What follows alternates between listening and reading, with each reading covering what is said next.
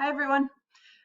So today's topic is kinetic and potential energy. So we've kind of finished up with thermal energy for now, and we're moving into this mechanical energy, which is both kinetic and potential energy. All right, so starting off with some vocab, make sure you're taking notes, please, either in your physical notebook or your online science journal. And I put the pencils in all the ones that you need to write down. So velocity. Velocity is kind of another word for speed. We can think of it pretty much as the same thing as speed. The only difference is that velocity has a specific direction. So sometimes you'll see a negative velocity, or you'll talk about velocity going west or east or something like that. Whereas speed is just talking about how fast something is moving in any direction. Velocity could have a bunch of different units. You might have seen like if you drive miles per hour is probably the units of speed or velocity that you're seeing. In science, we usually use meters per second, which is abbreviated as m/s. Units are going to come up a lot during this part of or the next couple of weeks, so make sure that you're remembering which units go with which things. All right, so here's an example. So the speed of this car, imagine this car is moving. The speed is 25 meters per second, no matter which direction it's going. But when it's moving in this direction, we're calling it positive 25 meters per second, or we just write that as 25 meters per second. But this opposite direction, we're calling that negative 25 meters per second. So again, the main difference between speed and velocity is that velocity has a direction. And sometimes that direction is going to be indicated by it being negative or positive.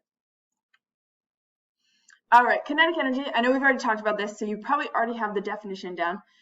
This is the energy of movement, but there's some other stuff that you need to know about it also. So the units for energy that we're going to be using are joules. So for kinetic and later potential energy, we're going to use the units joules. The formula, if we are trying to calculate kinetic energy, which we're going to do over this next week, is kinetic energy equals 1/2 times mass times velocity squared. If you know your order of operations, you know that when we're calculating this, we are going to first square the velocity. Okay, so when you're using this formula, a key part is that you first square the velocity. That's really, really important. You'll get a completely different answer if you do that last. So first square the velocity, and then you're doing 1/2 times that mass times the squared velocity. All right, and we'll talk more about this as we get into the calculations part. So anything that's moving has kinetic energy. This is Usain Bolt. He has really high kinetic energy when he's moving because he's very fast, and things that are moving faster have more kinetic energy. You can also tell from this formula that things that have more mass have more kinetic energy. All right. Last vocab, potential energy. So potential energy is stored energy. Some examples are objects that are high up. They have potential energy because if I hold up this pen, for example, if I were to let go, it has the potential to fall and get kinetic energy. So we can think of potential energy. We're mostly going to be talking in terms of like how high something is and how much mass it has, but also a stretched rubber band has potential energy because if you were to let go, you know it's going to snap back. So it's that potential for movement. The units again on this are joules, which is abbreviated J.